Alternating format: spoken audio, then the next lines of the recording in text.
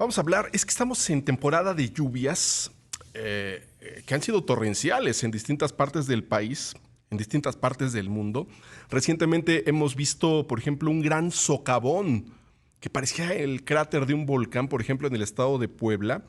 Hemos visto también el deslave de cerros enteros, sepultando viviendas, por ejemplo, en Japón. Y todo esto se debe, desde luego, a la presencia de este clima veraniego con fuertes tormentas, pero también a problemas geológicos y también a la afectación que hace el ser humano sobre el terreno, sobre las montañas, sobre el suelo que pisamos.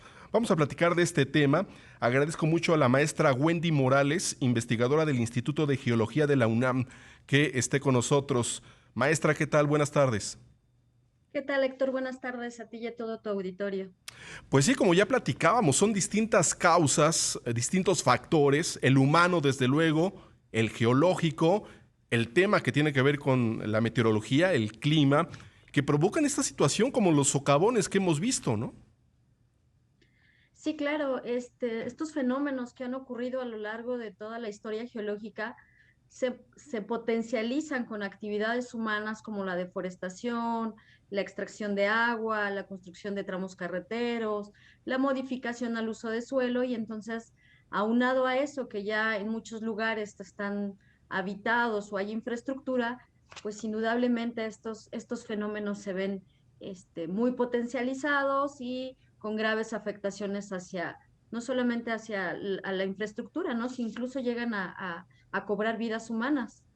Sí, yo a veces creo que, por ejemplo, los habitantes aquí en la Ciudad de México, las autoridades también, tendrían que tener un poco más de sentido común porque sigo viendo cómo se siguen construyendo torres aquí muy cerca en Avenida Coyoacán y Río Churubusco. Hay una torre impresionante, ¿no? Que llega hasta el cielo y yo me pregunto si lo que falta en esta zona del centro de la ciudad es agua, es áreas para caminar, para correr en bicicleta. ¿Por qué se siguen construyendo este tipo de rascacielos? Se sigue extrayendo más agua con lo que implica el hundimiento de zonas, de esta zona lacustre de la Ciudad de México, pero parece que al ser humano esto pues no le interesa mucho, ¿no, maestra?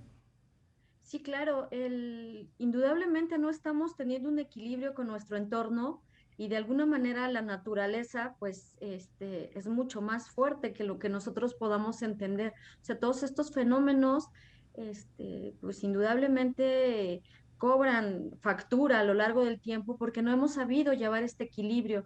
Entonces sí necesitamos hacer un uso racional de todos estos recursos que tenemos para que en algún momento dado no nos veamos no solamente con la carencia de ya no tener determinados recursos, sino además todas las repercusiones y consecuencias que tenemos por hacer estos usos irracionales de ellos, ¿no?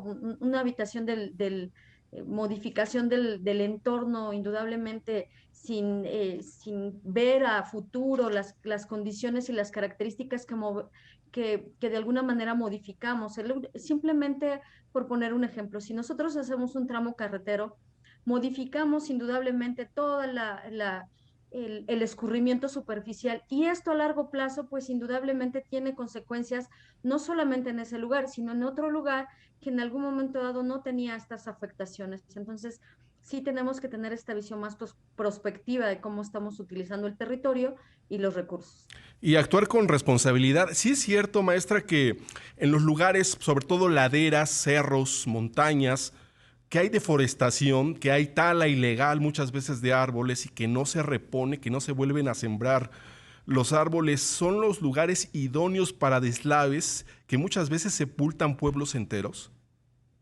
Por supuesto, ¿no? O sea, estos fenómenos geológicos que en algún momento dado han sido fenómenos naturales que moldean la superficie de la Tierra, pues ahora se han visto potencializados por estos factores humanos y entre ellos la deforestación ha sido irracional, entonces modificamos la filtración del agua, indudablemente se hace directa sobre el suelo, humedece, satura y genera estos deslizamientos, estos grandes deslizamientos que hemos tenido en regiones que además se repiten, ¿no? Entonces, también este cambio de uso de suelo que hacemos para la siembra y que no cuidamos, pues indudablemente contribuye modificaciones en la geometría de la ladera para construir casas. Y no solamente es vivir sobre la pendiente, sino es también vivir sobre grandes avenidas torrenciales de flujos de lodo, como lo que hemos visto, y no porque yo viva sobre la pendiente quiere decir que estoy solamente en peligro. También vivir en estas zonas bajas, en lugares donde se depositan estos flujos de lodo, también nos pone en una situación de riesgo. Entonces, todas estas modificaciones contribuyen y bueno, ya no consideramos estos fenómenos como algo natural, sino ya los consideramos como fenómenos socionaturales porque ya hay un incremento de la actividad humana que está potencializando que este tipo de fenómenos geológicos sean más recurrentes. Cuando, por ejemplo, alguna autoridad o alguna empresa deciden hacer una construcción, una gran obra, que pueda afectar el subsuelo, el entorno, el medio ambiente, la extracción de agua, ¿se acercan con el Instituto de Geología de la UNAM al cual usted pertenece o con especialistas para determinar el daño que se le pueda hacer al entorno? Mira, en estas grandes construcciones hay dos elementos que se tienen que considerar. Por un lado, se tienen que consultar los atlas de riesgos, ya sea municipales o estatales, y hacer una manifestación de impacto ambiental. Entonces, por un lado, ellos tienen que evaluar los diferentes peligros y amenazas que hay en el entorno y que puedan impactar. Por otro lado, el hecho de que ellos desarrollen estos grandes consorcios o infraestructura, cómo va a modificar a largo plazo el entorno y ellos tienen que hacer de alguna manera medidas a corto, mediano y largo plazo para mitigar estos efectos. En ocasiones solamente se remiten a hacer construcciones y que cumplan con un reglamento de construcción y no se mide más allá el impacto que pueda tener estas grandes construcciones en la modificación del entorno. Entonces es ahí cuando tenemos estos grandes problemas, porque solamente lo único que hacen es decir, bueno, yo me limité a construir conforme me lo pedí el reglamento de construcción, cumplí con todas las normas, pero no ven el impacto, ¿no? El impacto que pueda tener al entorno, al ambiente, incluso a los habitantes que de alguna manera ahí van sufriendo la modificación a todo este entorno. Entonces, ese es el problema. Y no, hay muy pocos que se acercan a las instituciones universitarias académicas para poder consultar este tipo de impactos que se pueden tener a largo plazo y que no vemos ya hasta mucho tiempo después. Que sería lo deseable, por supuesto, que se considere lo que dicen los expertos, en este caso en geología, ¿no? Sobre todo, por ejemplo, en el Valle de México, ¿no? Que hay varios tipos de subsuelo y los riesgos, ¿no? Que existen por construir aquí. Y yo creo que también los ciudadanos, ¿no? ¿Qué podemos hacer los ciudadanos de a pie? Se me ocurre a veces, no sé, igual ir a sembrar arbolitos, ¿no? Tal vez a las laderas para evitar deslaves, sobre todo en zonas donde existe riesgo de deslave, por ejemplo, en la periferia de las ciudades, ¿no? Claro, o sea, mira, por un lado tiene que haber aquí una corresponsabilidad. Corresponsabilidad, obviamente, de las personas, de los habitantes de la Ciudad de México, hablando específicamente de la Ciudad de México, de las autoridades y, por supuesto, siempre la academia, en este caso la UNAM, siempre está abierta a dar este apoyo, esta asesoría. Entonces, hay muchas cuestiones que nosotros podemos hacer para mitigar que siga avanzando, que los lugares sigan teniendo estos problemas de deslizamientos.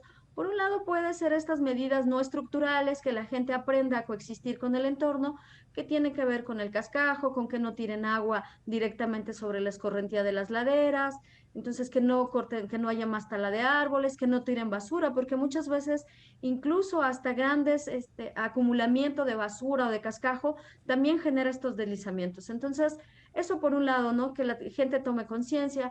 Ahora hay otras medidas que son ya más de ingeniería, que tienen que ver con obras de mitigación para reducir el impacto de estos deslizamientos y obviamente entre estas también está la reforestación de estos lugares, que ya no haya más construcción sobre laderas que son no solamente que contribuyen a la recarga de los acuíferos que nos está dando el vital líquido para la ciudad, sino que además evitar que en algún momento dado estas nuevas construcciones se conviertan en unas construcciones de riesgo, ¿no?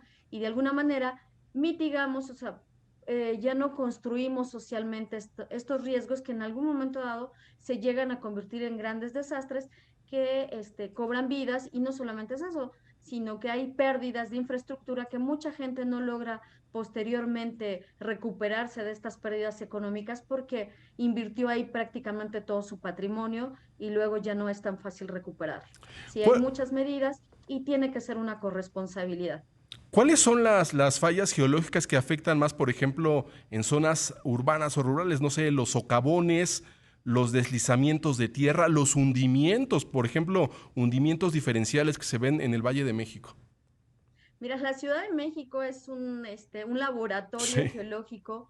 Por un lado, tenemos en la parte más plana y en la parte de transición, ¿no? Hacia las laderas, en donde este fenómeno por la extracción de agua, pues nos genera, por un lado, agrietamientos, y estos agrietamientos como generan hundimientos, estos hundimientos generan agrietamientos más bien, y como los hundimientos no es que sea un hundimiento continuo y paulatino, sino en un lado se hunde más, en otro lado se hunde menos. Hay al interior de, por ejemplo, la cuenca de México, la topografía que por donde se depositó el lago, pues también es irregular. Estas grietas también, estas irregularidades, pues condicionan dónde se van a generar los agrietamientos, la parte de el hundimiento diferencial genera agrietamientos.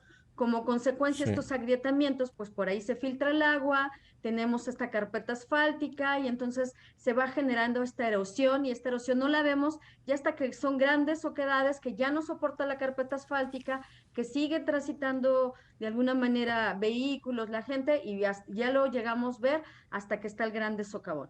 ¿No? Eso por un lado. Si lo vemos en la zona de transición, ya hacia la parte de las laderas, pues indudablemente tenemos otro tipo de fenómenos. Tenemos los deslizamientos, tenemos la erosión, tenemos la contaminación de los Sí. acuíferos, porque estas partes de las zonas más altas de la Cuenca de México corresponden a las zonas de recarga de los acuíferos que nos están aportando gran parte del agua que se consume en la Ciudad de México. Entonces, Qué tema tan interesante? Se nos acaba el tiempo. Maestra Wendy Morales, investigadora del Instituto de Geología de la UNAM, muchas gracias por platicar con nosotros. Gracias.